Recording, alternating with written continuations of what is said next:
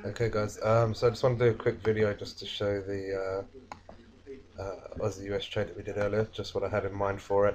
I don't have MIG on this. I'm doing this on my laptop. I don't have MIG on the laptop, so I'll have to use this FX Pro account as an example. Also, as well, I've got the TV on in the background. So hopefully that's not too distracting. Anyway, though, so we went short earlier at the top of this level here at 92.90, I think it was. So let me draw this on there.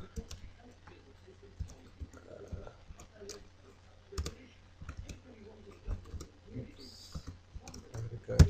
And 92.90, so we went short up here. We're currently up, not that it matters too much, but we're currently up only around 20 pips. So, as I said, this trade definitely, I mean, looking at it, does have a lot of potential for longer term gains.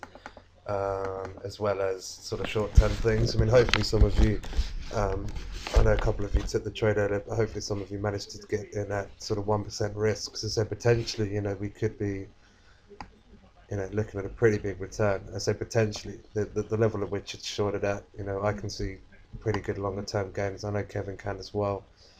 So even just based on 1%, I mean, I was speaking to Kevin about it earlier. I think we figured it out as realistically as well. I said this isn't just sort of being over the top. And I may even wake up tomorrow and this has been stopped out, in which case everything I'm speaking about now is a waste of time. But realistically, we were looking at this could potentially get down to 0.8500 from this level, which is all the way down here, 0.8500. So it's all the way down here. So absolutely miles away. And if I draw my lines on here again, that's 700, nearly 800 pips. So potentially a pretty big move. And considering we only got a 15% risk, I mean we can figure this out quite easily. Hopefully, there's our calculator. There we are. So let's just say 700. So it's nearer 800, but let's just call it 700. So we do 7 divided by 15. Potentially could be looking at a 46% return just on the one trade. If it gets down that low. Okay, so I said it's got potential to do that. Now, although that's kind of what Kevin was looking at, what I'm going to be doing personally on this trade, and as I said, has got potential. So I'm not going to be greedy and suddenly change my mind on how I was looking to do the trade. So basically, what it is, I've got this range here, which we mentioned earlier for those of you that were in the room at the time. Those of you that weren't, the trade's kind of come and gone. So don't worry about it too much. It's not really a longer term trade. It's just one of the trades we did in the room earlier. Not based on any specific system either, just pure price action. So we've got this range here, so we're basically just sold at the top of the range, marked out by that red line. We've got our downwards channel marked out by these blue lines. I haven't drawn it absolutely perfectly, but it's just to give you a rough idea. Now, what I had in mind was this, and as I'm a bit complacent to go through this, although I will keep everyone up to date with this on how I do it and how it works.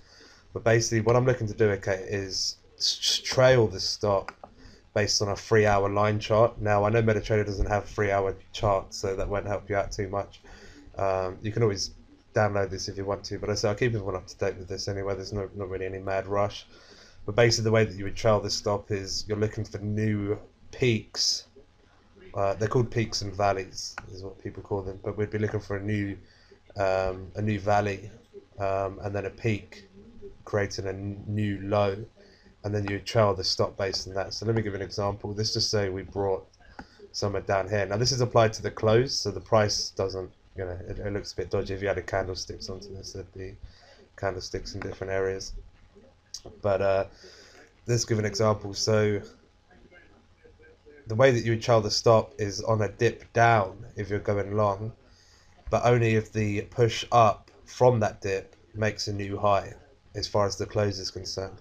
So, for example, here's not really a substantial dip. So you're looking for a substantial dip and then a pullback. So the first substantial dip we have is here. The market pulls back. Say we just brought right at the bottom there. We haven't, but let's just pretend we did. We got our first substantial dip here. the market pulls up, but it doesn't go higher than that previous dip, so okay, we're not interested in that. This one pulls up, okay, still not interested, still not interested. Okay, and then this one here would pull up, okay, here, so your stop, you would move it to below this level. This one here dips, pulls up, this does barely breaks that level there, so you wouldn't be interested. So you're looking for a substantial pull down. So the next one we have is here, pulls down, moves up, stop below here, here, slight dip, moves up, put it below here. These dips here, look, it doesn't move up higher, so you won't be too interested in these. This one here, you can maybe argue you'd have put your stop below there, in which case you would have got stopped out, but that's basically the kind of thing I'm looking to do, is to straddle it on a longer term move. I mean, you could also do this on 4 hours, I suppose. It wouldn't make overly massive amount of difference. It's just 4 hour charts aren't always as smooth when you're trying to do it, and especially when we're in a rangy market, which is what we're in at the moment, can make life a little bit worse. You know, it basically just lets it pull back a little bit more. So that's basically what I'm trying to do on this 3 hour chart. Or, okay, I'm going to keep an eye on this, and then if I can clearly see, and it should be pretty obvious, I mean, you can flick it down to a lower time frame, but if I can see on this chart here that at the time it starts struggling on the bottom of that blue line down here, then I would also look to close that. So if the market comes down, starts struggling, then I'd look to close the trade at the lower end of the line. So I mean, realistically, I'm hoping for at least 150 pips, which is about a 10% return on my initial trade. So I'm hoping we can see the market come down to around this area here. But I'm also going to see how it acts around this level, because it's kind of stupid us coming out of the trade here, you know, expecting to pull back up, because realistically we are at the moment, since the start of the month, after the first week of the month, we've been in a downtrend. So as I've been in a downtrend for 3 weeks now, it's our third week of the downtrend. So hopefully we'll see, you know, we should see this continue, I hope, and then slowly but surely manage to take profit. So I hope that makes sense. I mean, if it doesn't, don't worry, because I'll keep everyone up to date with it anyway. I just wanted to do a little video just to kind of clear up, well, just to explain what I had in mind. But yeah, anyway, so that's pretty much it. Any questions, I'll do my best. Thank you.